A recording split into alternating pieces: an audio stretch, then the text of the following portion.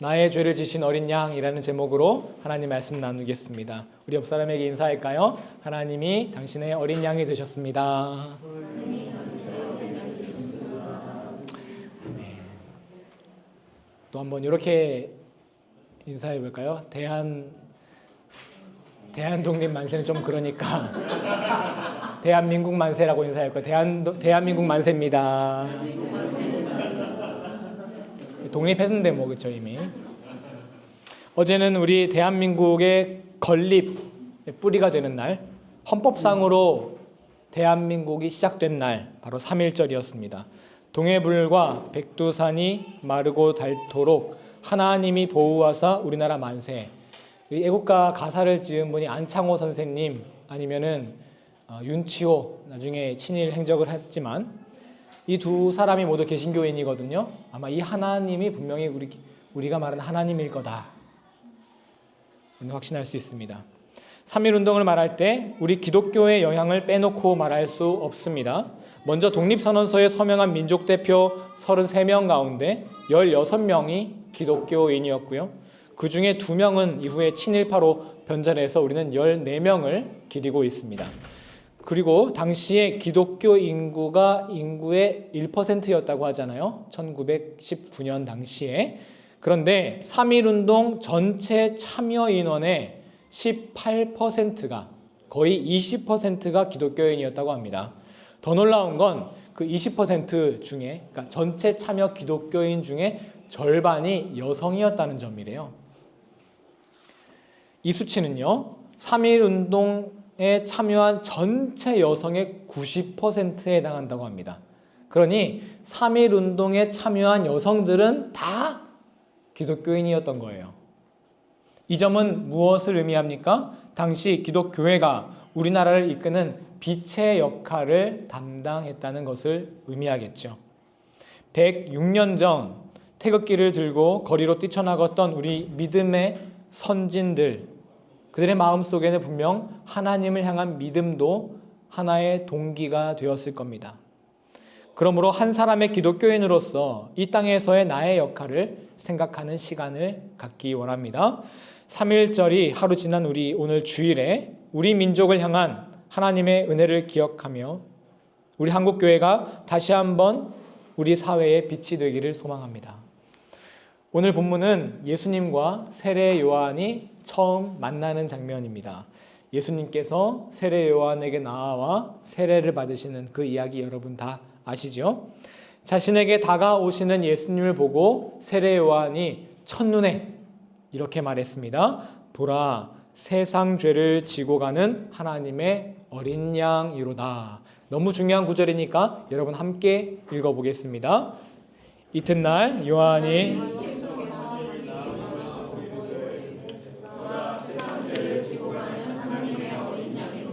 아멘. 이는요, 요한이 예수님을 처음 보고 한 말이기 때문에 더 큰 의미가 있습니다. 요한은 예수님을 처음 본 그 순간 다른 여러 표현이 있잖아요. 예수님을 설명할 수 있는 하나님의 아들이시다. 아니, 하나님과 그 본체시다. 우리의 구원자시다. 여러 표현이 있는데 왜 모든 걸 내려놓고 하나님의 어린 양이다라고 했던 것일까요? 어린 양이라고 하면 당시 이스라엘 사람들에게 어떤 이미지가 있었을까요?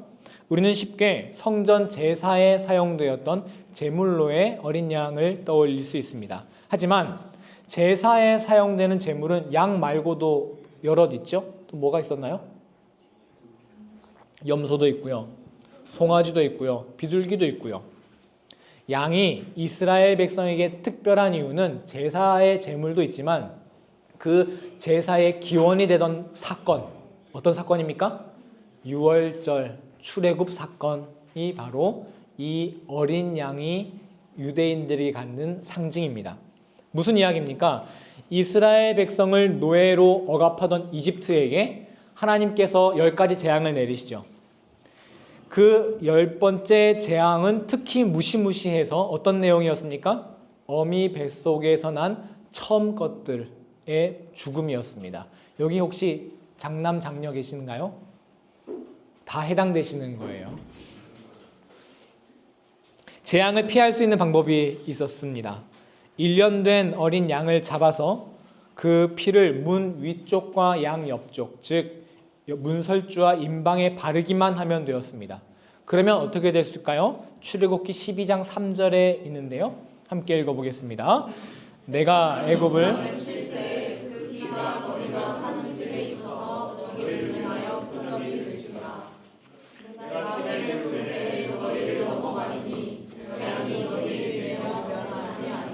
하나님이 재앙을 내리실 때 문 설주와 문 임방에 발려진 피를 보고 그 재앙을 어떻게 하시겠대요?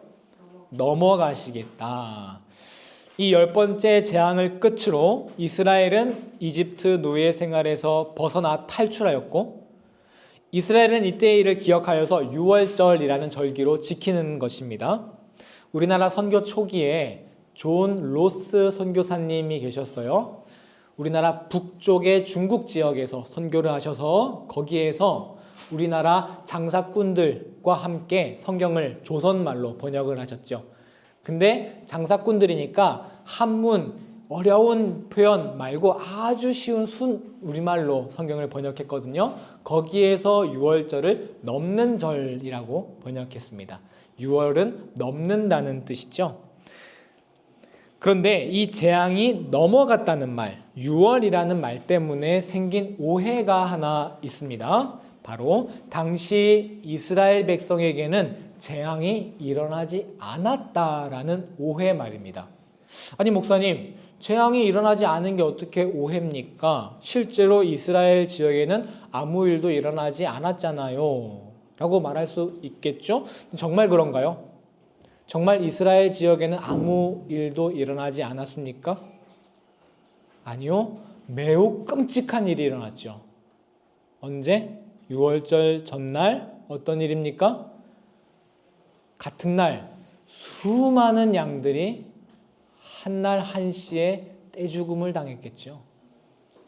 성경에 따르면 출애굽 당시 이스라엘 인구가 약 200만 명이라 추정할 수 있습니다. 그러면 당시 아이가 엄청 많았다고 우리가 넉넉하게 잡아서 10인 1가구라고만 치자고요. 그럼 20만 가구인데 20만 가구에 한 마리씩 잡으려면 최소한 20만 마리의 양이, 상상이 되세요? 20만 마리의 양이 한날 한시에 목숨을 잃었습니다.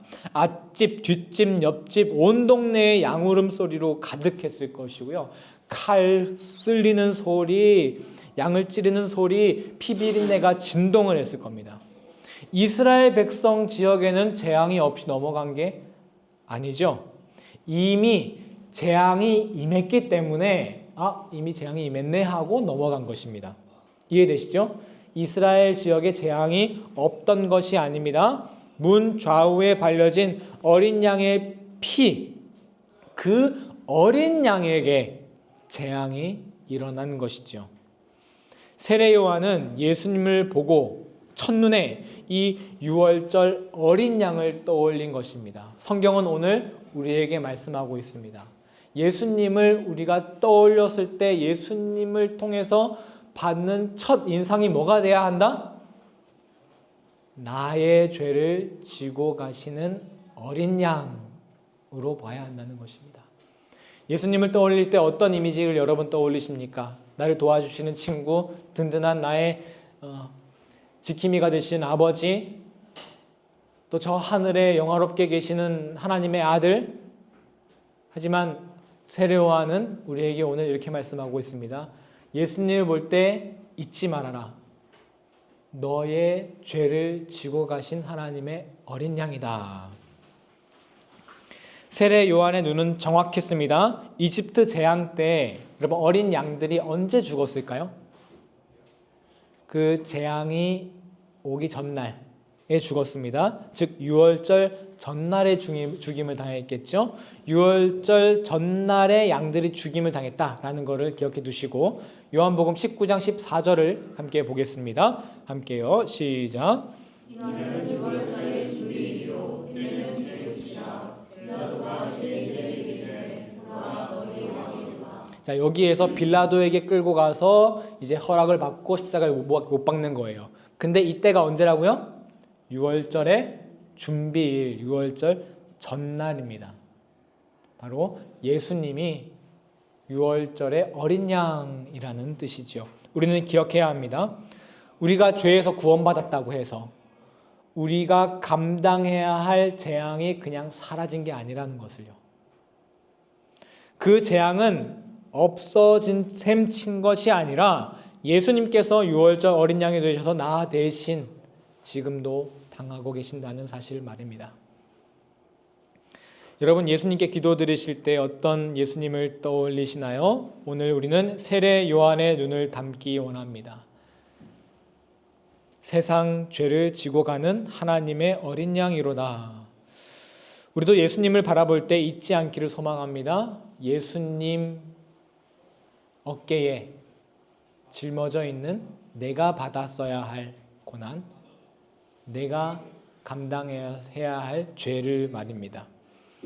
그래서 오늘 성경 본문에 세상 죄를 지고 가는을 나의 죄라는 단어로 바꾸어서 한번 읽어봄으로써 고백을 하겠습니다.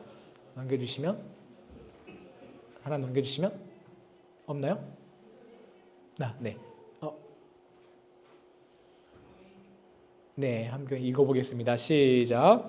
예수께서 자기에게 나오심을 보고 이르되 보라 나의 죄를 지고 가는 하나님의 어린 양이로다. 다시 한번요. 시작. 이튿날 예수께서 시작. 예수께서 자기에게 나오심을 보고 이르되 보라 나의 죄를 지고 가는 하나님의 어린 양이로다. 오늘 설교를 준비하면서 소설과 같은 상상력을 발휘해 보았어요.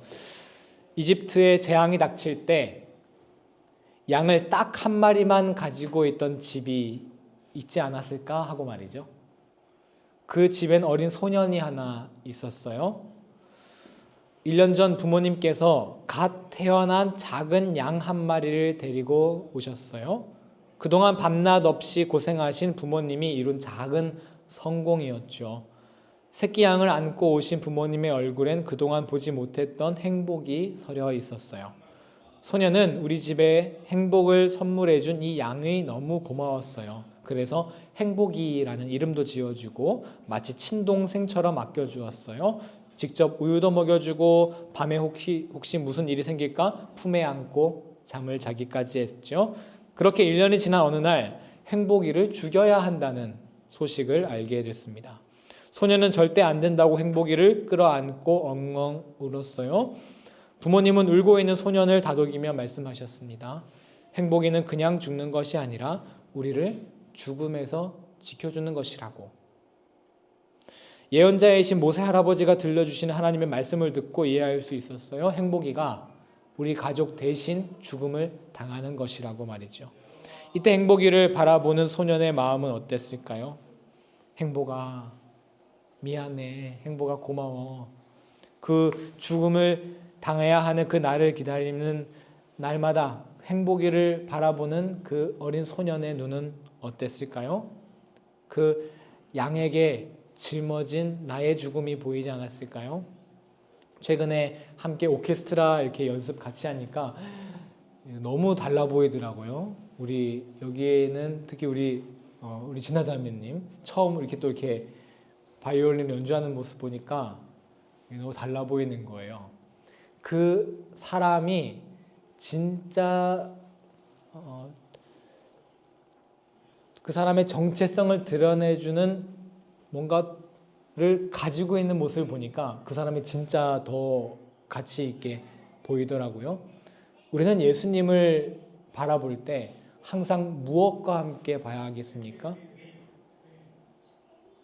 예수님 두 찔리신 손에서 흘러나온 그 피, 그것이 나의 피여야 하는데 그 피와 나의 죄를 함께 묵상할 때 우리는 온전한 예수님을 바라볼 수 있을 것입니다.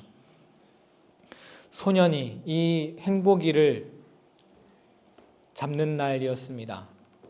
그런데 이 어린 양은, 이 행복이는 정말 소년의 가정을 지켜주고 싶다는 것처럼 아무런 저항도 하지 않고 가만히 자신의 몸에 칼이 들어오기를 기다리고 있는 것이 아니겠어요? 이 소년이 행복이를 잊을 수 있었을까요? 행복이를 떠올릴 때마다 어떤 것을 생각했을까요? 내가 당했어야 하는 죽음, 재앙을 대신 당한 행복이, 그 어린 양. 우리가 예수님을 바라볼 때 세례 요한이 첫눈에 예수님을 어린 양이라고 고백했던 것처럼 우리도 예수님을 첫눈에 예수님 어깨에 짊어져 있는 우리의 죄를 함께 보는 우리가 되기를 소망합니다. 우리 예수님께서는 나의 죽음, 나의 재앙을 대신 감당하신 어린 양이 되어 주셨습니다. 세례 요한이 예수님을 볼 때 세상 죄를 지고 가는 하나님의 어린 양이로다 라고 고백했던 것처럼 나도 예수님을 바라볼 때 항상 나의 죄를 지고 가신 하나님의 어린 양이라고 볼 수 있어야 합니다. 그러면 우리가 예수님을 바라볼 때 우리의 기도는 어떻게 바뀌겠습니까? 소년이 죽어가는 어린 양을 붙잡고 미안해 고마워했던 거라고 말할 수밖에 없었던 것처럼 우리도 예수님을 향해 항상 예수님 나의 죄를 씻어주셔서 감사합니다. 회개의 기도, 감사의 기도를 더 많이 드리게 되지 않겠습니까? 불평하고 간구하는 기도보다요. 나의 절망, 나의 연약함, 내가 당해야 할 죽음까지 짊어지시고 가는 하나님의 어린 양, 예수님을 찬양하는 오늘 되기를 간절히 소망합니다. 우리 그 찬양을 위해 오늘 이찬현 집사님께서 찬양을 준비해 주셨는데요. 우리 함께 하나님께 이찬영 집사님의 찬양으로 영광 돌리겠습니다.